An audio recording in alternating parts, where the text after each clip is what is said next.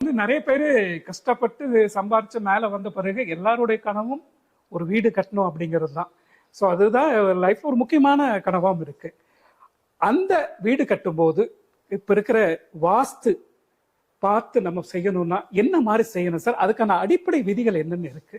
வந்து ஒரு இடம் வாங்குறோம். ஆமா, கிழக்கு வடக்கு அப்படிங்கிறது வந்து ஜென்ரலா எல்லாருமே வாங்கலாம். ஆமா, வாங்கலாம். அதுவே வந்து ராசி பார்த்து வாங்குறவங்க இருக்கிறாங்க. அந்த ராசி பார்த்து வாங்குறவங்க தான் மேற்கு தெற்கு வாங்கக்கூடாதுன்னு சொல்லுவாங்க.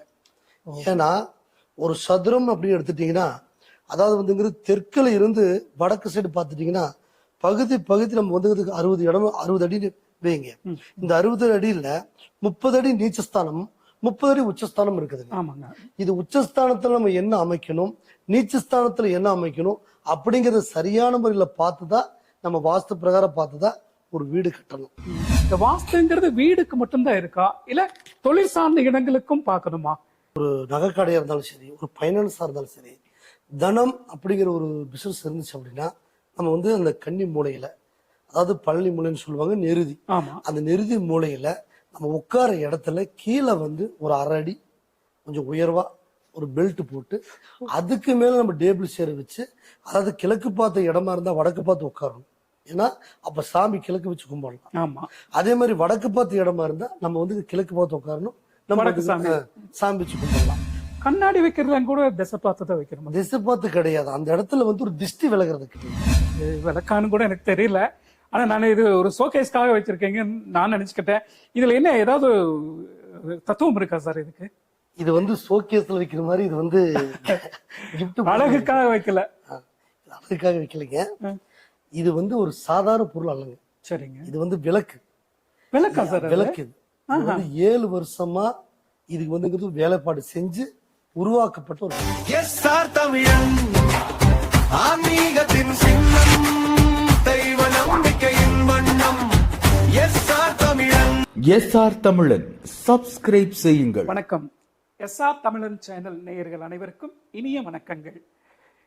பொதுவா தொடர்ந்து நம்ம பதிவுகள் வந்து பிரபல ஜோதிடர் திரு பிரசன்ன மணிகண்டன் அவர்களை நம்ம சந்திச்சு பேசிட்டு வந்துட்டு இருக்கோம். நீங்க ஒண்ணு கவனிச்சிருக்கலாம், ஜோதிடம் சார்ந்து நிறைய விஷயங்கள் நம்ம பேசணும். ஆனா அவர் ஜோதிடத்துக்கு மட்டும் இல்ல, வாஸ்துக்கான தீர்வுகளும் நிறைய சொல்றாரு. இந்த பதிவு முழுக்க வாஸ்து சார்ந்த விளக்கங்களை தான் நம்ம கேட்டு தெரிஞ்சுக்க போறோம். வணக்கம். வணக்கம் சார். சார், இன்னைக்கு வந்து நிறைய பேரு கஷ்டப்பட்டு சம்பாரிச்சு மேல வந்த பிறகு எல்லாருடைய கனவும் ஒரு வீடு கட்டணும் அப்படிங்கிறது தான். ஸோ அதுதான் லைஃப் ஒரு முக்கியமான கனவாகவும் இருக்கு. அந்த வீடு கட்டும்போது இப்ப இருக்கிற வாஸ்து பார்த்து நம்ம செய்யணும்னா என்ன மாதிரி செய்யணும் சார்? அதுக்கான அடிப்படை விதிகள் என்னன்னு இருக்கு? அதாவது வந்து வாஸ்து அப்படின்னு பாக்குறப்பங்க, ஒரு வீடு கட்டும் பொழுது நம்ம வந்து ஒரு இடம் வாங்குறோம். ஆமா. கிழக்கு வடக்கு அப்படிங்கிறது வந்து ஜென்ரலா எல்லாருமே வாங்கலாம். ஆமா, வாங்கலாம். அதுவே வந்து ராசி பார்த்து வாங்குறவங்க இருக்கிறாங்க. அந்த ராசி பார்த்து வாங்குறவங்க தான் மேற்கு தெற்கு வாங்கக்கூடாதுன்னு சொல்லுவாங்க. ஏன்னா ஒரு சதுரம் அப்படின்னு எடுத்துட்டீங்கன்னா, அதாவது வந்து தெற்குல இருந்து வடக்கு சைடு பார்த்துட்டீங்கன்னா பகுதி நம்ம வந்து 60 இடம் 60 அடி வைங்க. இந்த 60 அடியில 30 அடி நீச்சஸ்தானம் 30 அடி உச்சஸ்தானம் இருக்குதுங்க. இது உச்சஸ்தானத்துல நம்ம என்ன அமைக்கணும், நீச்சஸ்தானத்துல என்ன அமைக்கணும் அப்படிங்கறத சரியான முறையில பார்த்துதான் நம்ம வாஸ்து பிரகாரம் பார்த்துதான் ஒரு வீடு கட்டணும். ஏன்னா வாஸ்து அப்படிங்கிறது வந்து நம்ம வீட்டுல வந்து குலதெய்வம் குடியிருக்கிற மாதிரி. அப்பதான் அந்த வீட்டுல வந்து ஒரு தெய்வ கடாட்சி அப்படிங்கிறது வந்து சாமி, உங்க வீட்டுல சாமி விளையாடுதுங்க, செழிப்பா இருக்கிறீங்க, மகிழ்ச்சி இருக்கிறீங்க, சந்தோஷமா இருக்கிறீங்கன்னு சொல்றாங்க. எதுக்குன்னா நம்ம வீட்டுல வாஸ்து பேசணும், நம்மளுடைய ஜாதகம் பேசணும், அதே மாதிரி நம்ம இருக்கிற வீட்டுல சாமியும் பேசணும். அதுக்கு நம்மளுடைய வீடு நம்ம வாங்கும் பொழுது நம்ம பேர்ல வாங்குறத விட நம்மளுடைய மனைவி, அதாவது துணைவியார் பேர்ல வாங்குறது ரொம்ப நல்லது. ஏன்னா அவங்க பிரகாரம் தான், அவங்க தான் வீட்டுல காலையில் எழுந்திரிச்சு வாசத்தில் வச்சு கோலம் போட்டு அவங்க தான் சாமுத்திரிக லட்சணமோட மகாலட்சுமி இருக்கிறது. அப்படி பாக்குறப்ப நம்ம வந்து வீடு வாஸ்து அவங்க ராசிக்கு வடக்கு வாசலா, கிழக்கு வாசலா, மேற்கு வாசலா, தெற்கு வாசலா அப்படி எல்லாம் பார்த்து அந்த ராசி பிரகாரம் வாங்கும்போது அந்த வீட்டுல லட்சுமி கடாட்சம் எப்பவுமே இருக்கும். அப்படி ராசி பிரகாரம் நம்ம வாங்கினாலும் எது எந்த இடத்துல அமைக்கணும் அப்படிங்கிற ஒரு வாஸ்து இருக்குதுங்க. சரிங்க. மொத்தம் 16 திசைகள். அதுக்கு நம்ம 4 திசை சொல்லுவோம். ஆமா. அதுல பாத்தீங்கன்னா 16 திசைகள் இருக்குதுங்க. அதாவது ஒரு நம்ம சாதாரணமாவே ஜலமூலைக்கே வந்துங்கிறது ஈசானி மூலைன்னு சொல்லுவாங்க, சனி மூலைன்னு சொல்லுவாங்க, ஜல மூலைன்னு சொல்லுவாங்க. இது 3 பேர் இருக்கு. ஒரே இடத்துக்கு 3 பேர் இருக்கு. மேற்கு பாத்தீங்கன்னா அதாவது கன்னி மூலைன்னு சொல்லுவாங்க, பழனி மூலைன்னு சொல்லுவாங்க, நெருதி மூலைன்னு சொல்லுவாங்க. அதுக்கு 3 பேர் இருக்கு. அப்படி ஒவ்வொரு அதாவது 16 திசைன்னு பாக்குறப்ப அது கட்ட 4 4 8 8 to 16 பிரிக்கலாங்க. சரிங்க. அது ஒரு வாசல் வைக்கணும் அப்படின்னாலே அதாவது உச்சஸ்தானம் எங்க இருக்கு, ஒன்று வந்துங்கிறது வடகிழக்கு அல்லது அதாவதுங்கிறது வடக்கு, அது கிழவடக்கு. இந்த பக்கம் 2 சைடுமே நம்ம வந்து வாசல் வைக்கலாம். ஆனா அக்னி மூலையில ஒண்டி வாசல் வச்சோம்னா அந்த வீடு வந்து எப்படி இருக்கும்னா, முதல்ல நம்ம காலு வச்சு உள்ள வரும்போதே அக்னியில வச்சுதான் உள்ள வரும். ஆமாங்க. அதே மாதிரி அக்னி மூலையில வந்துங்கிறது பூஜை ரூம்போ அதாவது வந்துங்கிறது வேற பெட்ரூம்போ எது நம்ம அங்க வந்து வரக்கூடாது. அந்த இடத்துல கிச்சன் மட்டும்தான் வரணும். அதுதான் அக்னி. அந்த இடத்துல தான் அது வந்து அந்த அக்னி எரியும் பொழுது அந்த இடத்துக்கான இடம் அதுதான். சரிங்க. வாயு மூலைன்னு எடுத்துட்டீங்கன்னா ஒரு பெட்ரூம் வைக்கலாம், வாயு மூலையில பாத்ரூம், அந்த இடத்துல குழந்தைங்க வந்து உட்காந்து படிச்சா நல்லா படிப்பு வரும்னு அந்த ஐதியத்துல இருக்குது. சரிங்க. அதாவது வாயு மூலை வடமேற்கு பகுதியில் வாயு மூலை. சரிங்க. அதே மாதிரி வந்து தென்மேற்கு மூலை தான் அந்த நம்மளோட குபேரன் கன்னி மூலைன்னு சொல்லுவாங்க. அதுதான் உங்களுக்கு வந்துங்கிறது பழனி மூலை. அங்கதான் நம்ம பீரோ பணம் போக்குவரத்து எல்லாம் வச்சு அந்த இடத்துல பணம் தங்கும். ஏன்னா தெய்வம் குடியிருக்கிற இடம் மேற்கை. அந்த கை உயரமாகவும் இருக்கணும், அது தனிச்சு இருக்கக்கூடாது. கீழே இறங்கி இருந்துச்சுன்னா அந்த இடத்துல நம்ம எவ்வளவு சம்பாரிச்சாலும் நிக்காதுன்னு சொல்லுவாங்க. அந்த தென்மேற்கு மூலை உயர்ந்திருக்கும். அது வந்து அது அங்கதான் மேல தண்ணி தொட்டி வைப்பாங்க. அந்த உயரமா இருக்கிறதுக்கு அந்த மூலையில மட்டும் கொஞ்சம் 4 பில்லர் வச்சு மேல தண்ணி தொட்டி வைப்பாங்க. ஏன்னா அது வந்து இங்க இந்த கை உயர்ந்து இருக்கணும். அடுத்தது பாத்தீங்கன்னா நம்ம வந்து பெட்ரூம் போக்குவரத்து எல்லாம் வந்து நம்ம சென்டர்ல வச்சுக்கலாம். இப்பெல்லாம் அப்பார்ட்மெண்ட்லாம் பாத்தீங்கன்னா ஹாலியே பூஜை ரூம் வச்சுக்கிறாங்க. ஆனா அதுலயும் ஒரு கணக்கு இருக்குதுங்க. அந்த ஹால் இருக்கிற பூஜை ரூம் ஒட்டி பாத்ரூம் இருக்கக்கூடாது, ஒரு சிவர் இருக்கக்கூடாது. அது வந்து கேப் இருந்து பிரச்சனை இல்லை. 2 ஒட்டி வந்து இந்த பக்கம் பாத்ரூம் இருக்கு, இந்த பக்கம் சாமி இருக்கு. ஆனா செவர் ஒன்னாவே இருக்கு. அப்படி இருக்கக்கூடாது. அப்படி இருந்து அந்த அப்பார்ட்மெண்ட்ல பல பேர் பாருங்க, அங்கிருந்து அவங்க காலி பண்ணிடுவாங்க, இல்ல அந்த வீட்டை வித்துருவாங்க, இல்லைன்னா கடனாலேயே இருப்பாங்க. அதனால அதையும் நம்ம வாஸ்து பிரகாரம் பார்த்துக்கணும். அதே மாதிரி நம்ம வீட்டுல வந்துங்கிறது ஒரு சேர்க்கேஸ் வைக்கணும் அப்படின்னா கூட உச்சஸ்தானம் பார்த்து தான் வைக்கணும், நீச்சஸ்தானத்துல வைக்க கூடாது. இது வந்துங்கிறது அந்த அடிப்பகுதியில் இருக்குதுங்க. இதெல்லாம் ஜாதகத்தை வச்சு நம்ம மனைவியோடைய ராசி பிரகாரம் வச்சு அவங்க வீட்டுல வந்துங்கிறது துணைவியார் அவங்களுடைய ராசி பிரகாரம் வச்சு நம்ம வந்துங்கிறது கரெக்டா பார்த்து நம்ம பண்ணணும்னா வாஸ்து நல்லா இருக்கு. படிக்கட்டும் கூட உச்சஸ்தானத்துல தான் வைக்கணும். உச்சஸ்தானத்துல தான் இருக்கணும். வெளியே வச்சாலும் சரி, உள்ள வச்சாலும். ஆமா, நீச்சஸ்தானத்துல வச்சோம்னா அந்த படி நம்ம வந்துங்கிறது உங்களுக்கு பேசாது, அதாவது வாஸ்து பேசாது. சரி, இப்போ ஒரு வீடு கட்டினா அது வீட்டு பொருட்கள் எங்க வைக்கிறதுக்கும் கூட வாஸ்து இருக்குன்னு நீங்க சொன்னீங்க. இப்ப என்னன்னா எல்லாருக்கும் நிறைய சம்பாதிக்கிறோம், வீடு கட்டிட்டோம், ஃபர்னிச்சரா எல்லாத்தையும் வாங்கி குவிச்சிடறோம், இது இங்க வைக்கணுமோ எல்லாம் வச்சு விட்டுறோம். ஆனா அது சரியான இடத்துல வைக்கிறோமாங்கிறது நமக்கு தெரியல. நமக்கு இடம் இருக்கு, வாங்கி வச்சிடறோம் அப்படிங்கிறது தான். பொதுவா இந்த மாதிரி விஷயங்கள் எல்லாம் எப்படி சரி வச்சுக்கணும்? இப்போ கண்ணாடியா இருக்கும், இதெல்லாம் ஷோகேஸ்ன்ட்டு நிறைய இப்போ ஃபர்னிச்சர் டெக்கரேஷன் பண்ணிடுறோம். இது எப்படி கையாளணும்? அதாவது ஒரு வீடு எடுத்துக்கிட்டோம்னா, அதாவது வந்து வீட்டுல மகாலட்சுமி குடியிருக்கணும் அப்படிங்கிறதுக்காக தான் அந்த காலத்துல பாத்தீங்கன்னா, அதாவது ஒரு இந்த தொட்டி இருக்கு இல்லைங்களா, துளசி தொட்டி, அது கூட வாஸ்து பிரகாரம் வைப்பாங்க, கொல்ல பக்கம் வைப்பாங்க. ஏன் அப்படின்னா சாமி வந்துங்கிறது நம்ம பின்னாடி ஏன்னா அவங்க பின்னாடி வாசல் இருக்கும், முன்னாடி எல்லாம் அப்படி சாமி முன்னாடி வந்து பின்னாடி போயிடும். எனக்கு சாமி குடியிருக்கிறதுக்காக வைக்கிறது அப்படி. அதாவது வந்து ஓப்பனா சொல்லணும் அப்படின்னா, நம்ம வந்து கண்ணாடி எதுக்கு வைக்கிறாங்கன்னா, இந்த ஜன்னல் வந்து இல்லாம இருக்கும். ஒரு வீடு நிலவு பாத்தீங்கன்னா நிலவுக்கு நேரா எல்லா வீட்லயும் ஜன்னல் இருக்கும். அந்த நிலவுக்கு ஜன்னல் இல்லை அப்படின்னா அந்த இடத்துல கண்ணாடி வைக்கிறது அது ஒரு வெளிச்சம்னு சொல்லுவாங்க. அடுத்தது அதே நேரம் பாக்குறப்ப ஈசானி மூலையில நம்ம எப்பவுமே வெயிட் வைக்க கூடாதுன்னு சொல்லுவாங்க. ஏன்னா அந்த இடத்துல ஜலம், அங்க வந்து பைப்பு, நிலத்தொட்டி இந்த மாதிரி தான் இருக்கணும்.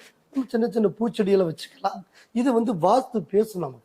இந்த இடத்துல நீரோட்டம் இருக்கிற இடத்துல வெயிட் வச்சோம்னா நமக்கு வாஸ்து பேசாது. அதனால ஈசானி மூலையில நம்ம வெயிட்டான பொருள்களோ இந்த மாதிரிலாம் வைக்க கூடாது அப்படிங்கிறது ஒரு ஐதீகம்.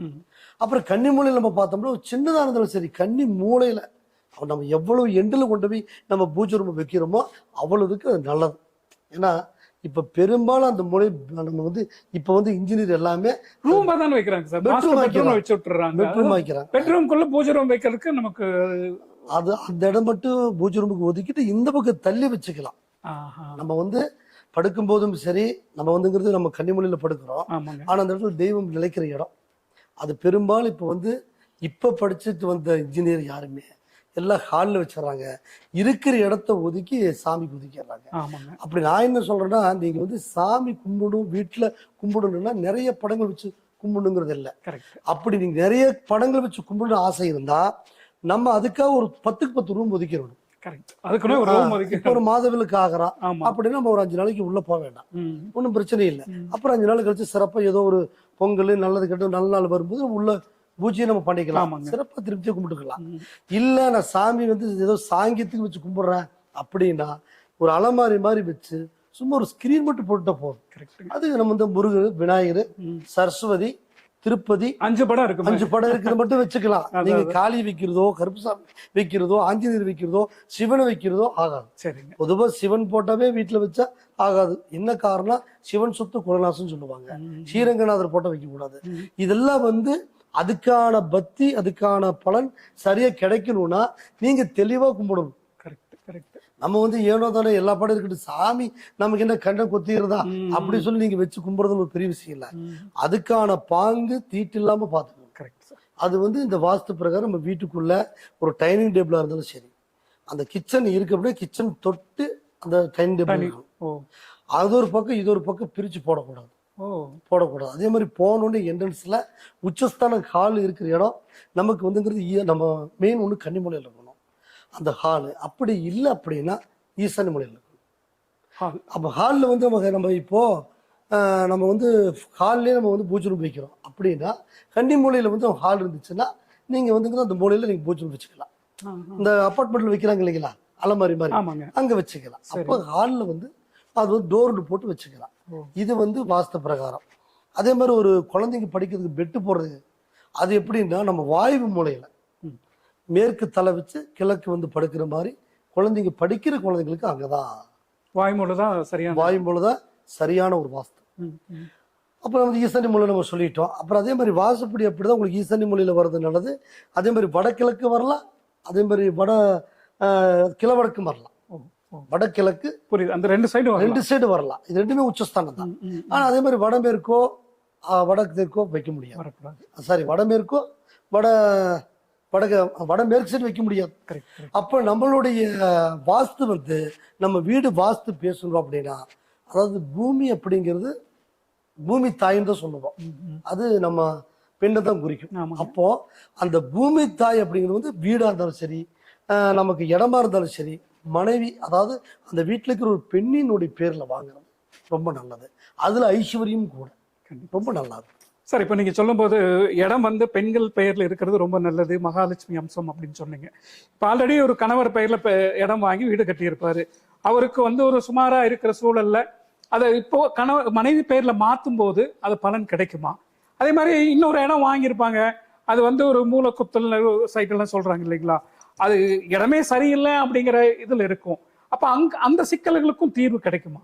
இப்ப நீங்க கேட்ட கேள்வி அருமையான கேள்விங்க. அதாவது பொதுவாகவே பூமி வந்துங்கிறது ஒரு பெண்ணினுடைய பேர்ல வாங்குறது ரொம்ப நல்லதுங்க. நம்ம வாங்குறதுல இருந்து நமக்கு வந்து டைம் சரியில்லை, அப்ப நம்ம இந்த வீட்டையே வித்துட்டு போயிடலாமா, இல்ல இது கூட எக்ஸ்ட்ரா நம்ம இடம் வாங்கியிருக்கோம், இல்ல வீதி குத்தல் இருக்கு, மூல குத்தல் இருக்கு, இதெல்லாம் ஒரு கன்ஃபியூஷன்ல நம்ம இடம் வித்துட்டு போயிடலாமா நினைப்பீங்க. இப்ப நமக்கு வந்து இது வித்துட்டு போகணும்னு வாய்ப்பு இருந்தா போகலாம். ஆனா விற்க வேண்டிய அவசியம் இல்லை. அப்படின்னா இப்ப நீங்க எக்ஸ்ட்ரா வந்து ஒரு இடம் வாங்குறோம், அது ஒரு மூல குத்த சைடு இழுத்து மாதிரி இருந்துச்சு அப்படின்னா, கொஞ்சம் ஏரியா பெருசா இருந்துச்சு அப்படின்னா, அது 2 கிரயமா நீங்க உருவாக்கலாம். சன் சதுரம் பண்ணி ஒண்ணு உங்க மனைவியுடைய பேர்லயும், அது தனியா 2 நம்பர் வந்துருச்சு அப்படின்னா அந்த இடம் இந்த நம்பருக்கு பேசாது, 2 கிரயமா பண்ணிக்கலாம். ஒரே இடமா இருந்தாதான் உங்களுக்கு அது. ஆமா, அப்ப அது வந்து கொஞ்சம் கிராஸா இருக்கு அப்படின்னா அது ஒரு 2-3 சென்ட் கிராஸா இருக்கு. அந்த 2-3 சென்ட் மட்டும் கட் பண்ணிட்டு மீதி இருக்கிற 5 சென்ட் மட்டும் நீங்க வந்து ஸ்கொயரா இருக்கு தனியா ஒரு கிரயம் பண்ணிட்டீங்கன்னா அந்த வாஸ்து இந்த நம்பருக்கு பேசாது. அப்ப அவங்களுக்கு வந்துங்கிறது நம்ம ஒரு மாற்றம், ஒரு புதுசா ஒரு இடம் வாங்கும் போதோ இல்ல புதுசா நம்ம வந்து ஒரு கிரயம் பண்ணும் போதோ கண்டிப்பா வந்துங்கிறது உங்களுக்கு ஒரு சேஞ்ச் தெரியும். ஏன்னா நம்ம உண்மையிலேயே இருக்கிறோம் அப்படின்னா அது நம்ம ராசி இல்லாத நேரத்தில் உருவாக்கணும். மறுபடியும் ஒண்ணு பண்ணும்போது நமக்கு ஒரு மாற்றங்கள் ஏற்படும். அதே போல அதாவது நீங்க அடைச்சிருக்குன்னு சொன்னீங்க, பர்னிச்சர் அடைக்கிறது கிடையாது. அதாவது வந்து ஒரு வீடு இந்த கதவு ஜன்னல் இதெல்லாம் சுத்தமா அடைச்சு வச்சிருப்பாங்க. அதை அடைச்சு வைக்கும் போது நம்ம வந்து ஜன்னல் வச்ச பிறகு அடைக்கிறது விஷயம் இல்லைங்க. ஜன்னலே வைக்காம அந்த இடம் ஃபுல்லா கப்புன்னு இருக்கக்கூடாது. ஏன்னா சூரிய வெளிச்சம் உள்ள படணும். அதுக்காக அந்த வார்த்தை சொல்றது பர்னிச்சர் அடைச்சு வைக்கணும், மூளை அடைச்சு வைக்கணும் அப்படி அது கிடையாதுங்க. வீடை வந்து அடைச்சு கட்டக்கூடாது. ஏதாவது ஒரு பக்கம் இப்போ கிழக்கு பக்கமோ அல்லது வடக்கு பக்கமோ இந்த பக்கம் வந்து ஜன்னல் இருக்குன்னா நம்ம சூரிய வெளிச்சம் உள்ள வரணும். இப்போ கிழக்கு வாசல் இல்லை, கிழக்கு நம்ம வாசல் வைக்க முடியாதவங்களுக்கு ஒரு ஜன்னல் வைக்கணும். அந்த ஜன்னலுடைய சூரிய வெளிச்சம் உள்ள பட்டுச்சு அப்படின்னா கண்டிப்பா நல்லா இருக்கு. இது அப்பார்ட்மெண்ட்டுக்கு என்ன பண்றதுன்னு கேட்பாங்க. அப்பார்ட்மெண்ட்ல வந்து பாத்தீங்கன்னா இப்ப லேட்டஸ்டா கட்டும் போது சென்ட்ரலயே ஒரு ஹோல்ஸ் போட்டு கிளாஸ் வச்சு அது சென்ட்ரல் ஓப்பன் பண்ணி கொடுத்துட்றாங்க. அந்த மாதிரி ஒரு வெளிச்சம் வீட்டுக்குள்ள வர்றது வந்து நம்ம குடும்பத்துக்கு ஒரு வெளிச்சமா இருக்கும். அதுதான் வாஸ்துங்க. சார், இப்போ வீடுகளில் பார்த்தோம்னா இந்த வீடு வந்து வீதி குத்தலா இருக்கு, இல்ல நிலவு குத்தலா இருக்கு அப்படின்னு சொல்றாங்கல்ல சார், இதுல என்ன குறை? பாத்தீங்கன்னா அதாவது ரோடு குத்தல் அப்படிங்கிறது வந்து வீதி குத்தல் சொல்லுவாங்க. இப்போ இந்த நிலவாசலுக்கு இல்லைங்களா, இந்த நிலவாசலுக்கு நேரா ரோடு இருந்துச்சுன்னா அதுக்கு பேர் வீதி குத்தல்.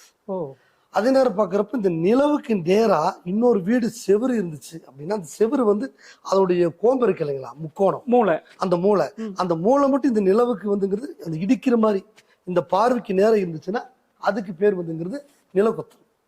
அதுவும் நிலக்குத்தல். அப்ப முன்னாடி வீடு கட்டுறவங்க இந்த வாசலுக்கு நேரம் ஜன்னல் வந்து நமக்கு தோஷம் இல்லை. அவங்க வீடு வந்துங்கிறது மூளை கரெக்டா நம்ம நிலவுக்கு நேரம் நிக்குதுன்னா அது வந்துங்கிறது மூளை குத்தல் சொல்லுவாங்க. அப்ப அதுக்கு நம்ம என்ன செய்யணும், அந்த வீதி குத்தலா இருந்தா நம்ம வந்துங்கிறது விநாயகர் வைக்கணும், கொண்டு வச்சு அதுக்கு வழிபாடு அந்த மூளையில சின்னதா ஒரு மூண்டு மாதிரி கட்டி அதுல வச்சு சாமி கும்பிடுறது மூடாற மாதிரி, அது நல்லது.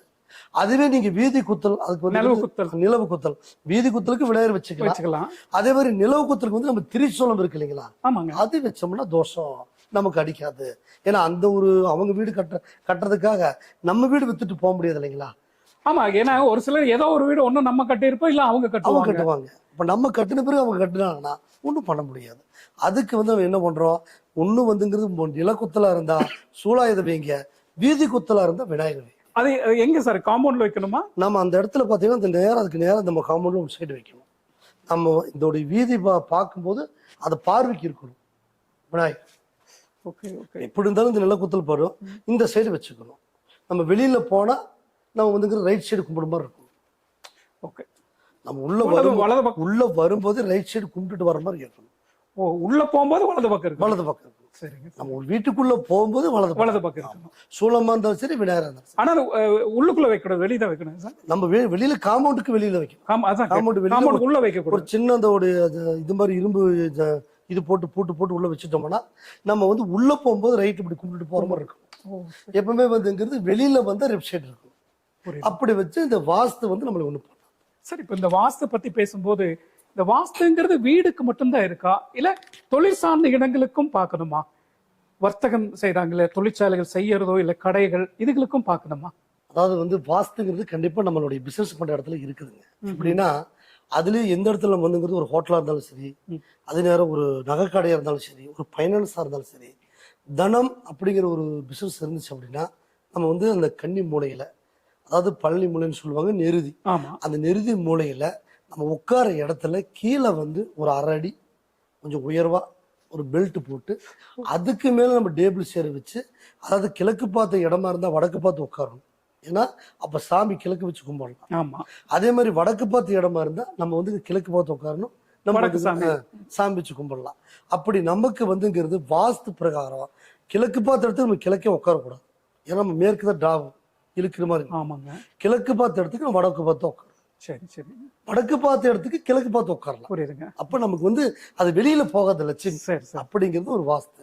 அந்த உட்கார இடத்துல ஒரு 1/2 அடிங்கிறது உயர்வான இடத்துல உட்கார்றது ரொம்ப நல்லது. நம்ம டேபிள் போறதுக்கு முன்னாடியே ஒரு பெல்ட் போட்டு அதுக்கு மேல வச்சு பார்க்கணும். இதுவே நீங்க ஹோட்டல் வைக்கிறீங்க, அதுக்கு வாஸ்து பிரகாரம் அக்னி மூலையில தான் இருக்கணும்.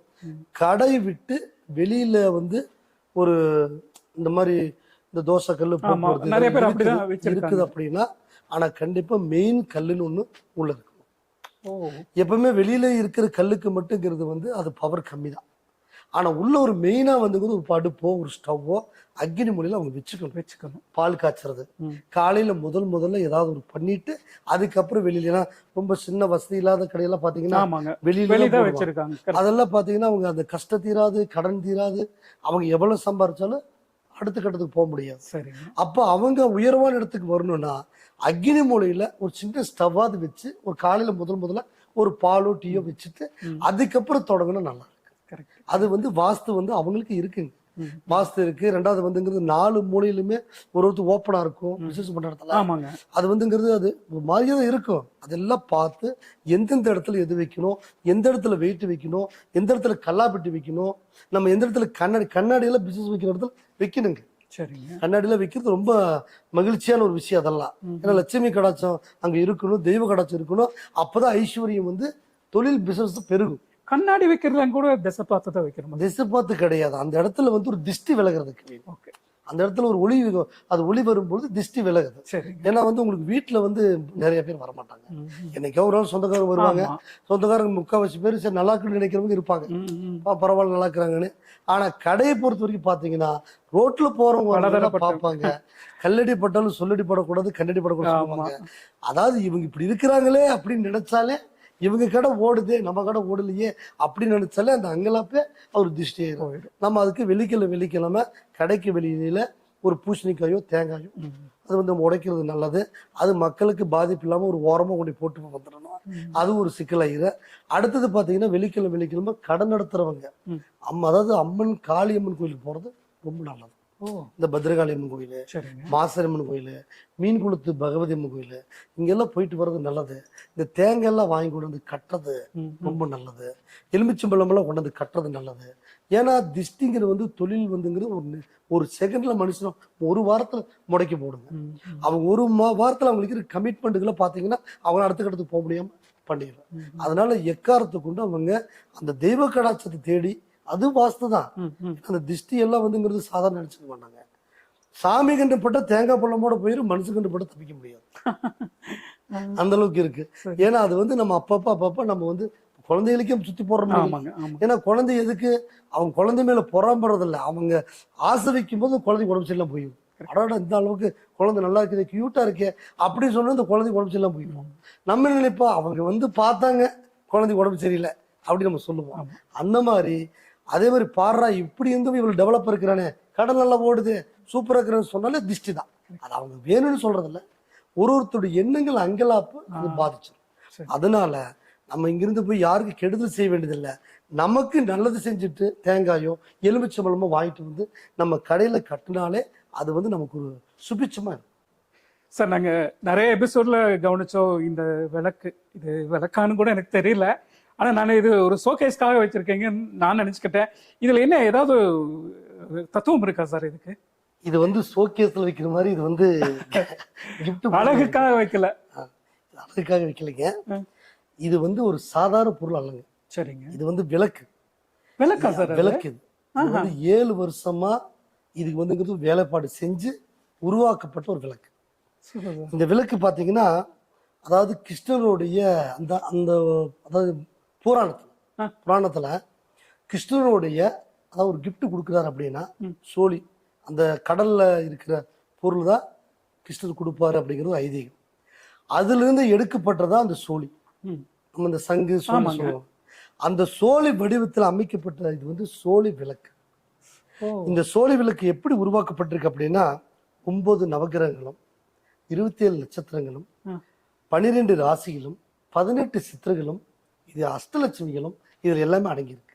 எப்படி சார் இது எப்படின்னா இதுல வந்து சுத்தி பாத்தீங்கன்னா 9 சோழி இருக்குதுங்க. இந்த 1 2 3 4 5 6 7 8 அது சோழி தானே சுத்தி இருக்கு. இது சுத்தி எல்லாமே சோழி வடிவத்துல தான் உருவாக்கப்பட்டிருக்குது. உள்ளேயும் பாத்தீங்கன்னா மீன் மாதிரி இருக்கு. எல்லாம் அந்த டிசைன் உள்ளே இருக்குது. சரி. இது இந்த சோழியை தான் இங்க நிக்க வச்சிருக்க மாதிரி இருக்கு. சரிங்க. இந்த சோழியில இது 9 சோழி அப்படிங்கும் போது 9 நவகிரகத்தை குறிக்குது. அப்ப இது வந்து இங்க ஒரு 3 சோழி இருக்கு. நடுவுல 3 1 அதான் மொத்தம் 3 மொத்தம் 9 3 12 சோழி. இந்த 12 சோழியுமே 12 ராசிகளை குறிக்குது. 12 ராசிக்காரங்களுக்கு இது பவர் கொண்ட ஒரு சோழி விளக்கு அமையுதுங்க. இதே மாதிரி 9 கிரக நிலைகள் எந்தெந்த கிரக நிலைகள் இருந்தாலும் அவங்களுக்கு ஒரு கிரகம் சரியில்லை அப்படின்னா கூட அதாவது இவங்க இந்த விளக்கு போட்டு சாமி கும்பிடும் போது அந்த கிரகம் கூட இவங்களுக்கு பாதிக்க கூடாதுங்கிற ஒரு நோக்கத்தோட உருவாக்கி.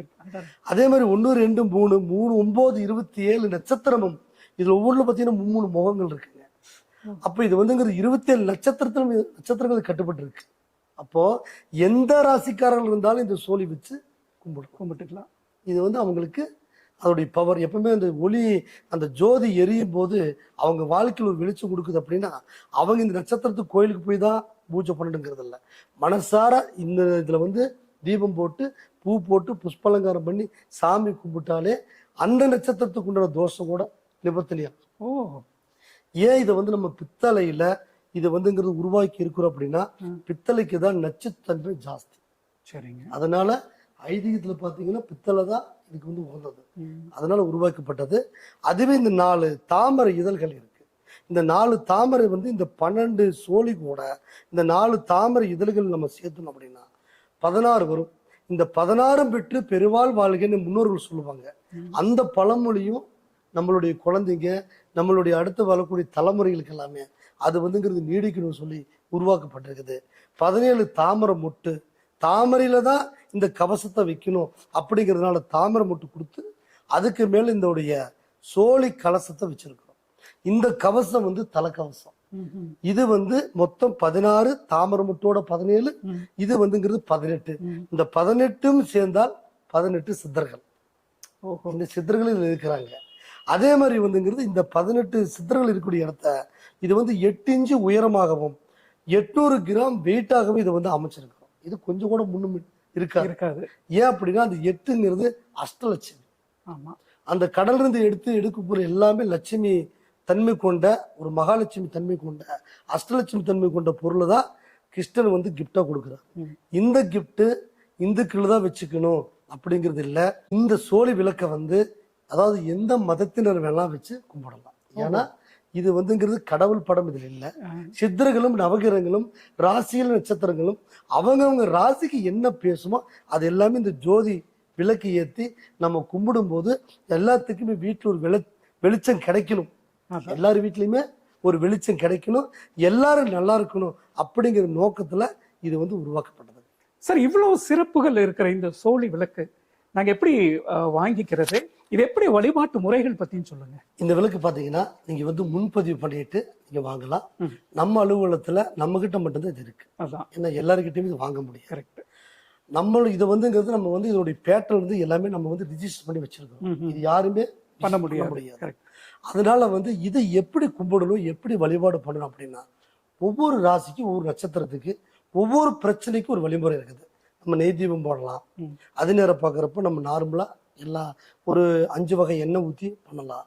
இதே திருமணம் ஆகாதவங்க வில்வ இலை வச்சு பண்ணலாம். இதே வந்து புத்திரபாகி இல்லாதவங்க 5 புஷ்பங்கள் வச்சு பண்ணலாம். இப்படி நிறைய வழிமுறைகள் இருக்கு. இது எல்லாத்துக்குமே தோஷ நிவர்த்தி உண்டான ஒரு நவகிரக சக்தி வாய்ந்த ஒரு சோழி விளக்கு. அதனால நீங்க இது வந்து தெளிவா உங்களுடைய ஜாதகத்தை கொடுத்து பார்த்துட்டு இல்ல உங்களுடைய ராசி உங்க டேட் ஆஃப் பர்த் அனுப்பிச்சு என்கிட்ட கேட்டுட்டு அதுக்கப்புறம் உங்களுக்கு ஒரு விளக்கு வச்சு கும்பிடணுமா, இல்ல பிசினஸுக்கு 2 விளக்கு வச்சு கும்பிடணுமா, இல்ல வீட்டுல ஒண்ணு ஆபீஸ்ல ஒண்ணு வச்சு கும்பிடணுமா, இது எல்லா விஷயமும் நீங்க தெளிவா போன் மூலியமா தெரிஞ்சுக்கிட்டு அதுக்கப்புறம் நீங்க வாங்கிக்கலாம். சார், இவ்வளவு நேரம் நம்ம வாஸ்து பத்தி நிறைய நம்ம பேசணும். ஒரு வீடு அமைப்பு எப்படி இருக்கணும், வீட்டுக்குள்ள எப்படி இருக்கணும், தொழில் செய்யற இடங்கள் எப்படி இருக்கணுங்கிற பத்தி எல்லாம் நிறைய பேசுனீங்க சார்.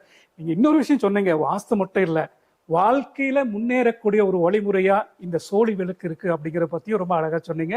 அது எப்படி அந்த அமைப்பு உருவாக்குனதும் ரொம்ப இன்ட்ரெஸ்டிங்கா இருந்தது சார். சார், தொடர்ந்து உங்களுடைய பதிவுகளை நிறைய நேயர்கள் பார்த்துருப்பாங்க.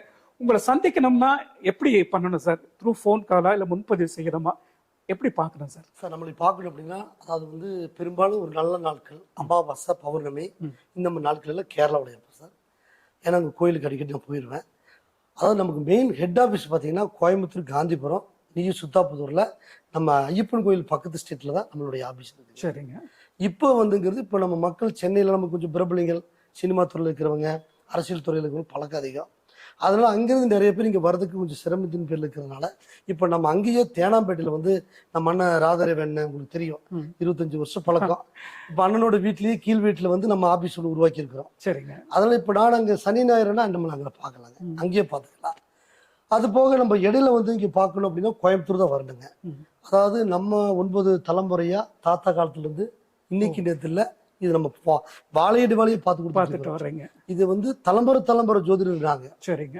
அதாவது நம்மளுக்கு ஜாதகம் பார்க்கணும், அதே நேரம் பார்க்குறப்ப நமக்கு படித்த படிப்புக்கு உண்டான பலன் இல்லை, உழைக்கிற உழைப்புக்கு ஊதியம் இல்லை, நல்ல வேலை இல்லை.